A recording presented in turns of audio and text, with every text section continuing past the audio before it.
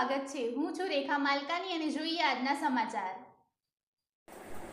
Aravalli SOG પોલીસે ખૂનના ગુનામાં સજા ભોગવી રહેલા અને પેરોલ જમ્પ કરનાર આરોપીને ઝડપી પાડ્યો। આરોપી મુકેશભાઈ ઉર્ફે ખંજર કનુભાઈ અસોડા રહેવાસી શામળાજી અમદાવાદ મધ્યસ્થ જેલમાંથી 14 દિવસના વચગાળાના જામીન પર છૂટ્યો હતો। આરોપીએ 30 મે 2026ના રોજ જેલમાં પરત હાજર થવાનું હતું, પરંતુ હાજર ન રહી ફરાર થઈ ગયો હતો। બાતમીના આધારે એસઓજી ટીમે એસજી વિદ્યાલય શામળાજી નજીકથી આરોપીને ઝડપી લીધો। આરોપી સામે શામળાજી પોલીસ સ્ટેશનમાં વર્ષ 2015ના ખૂન સહિતના ગંભીર ગુનામાં કેસ નોંધાયેલ છે।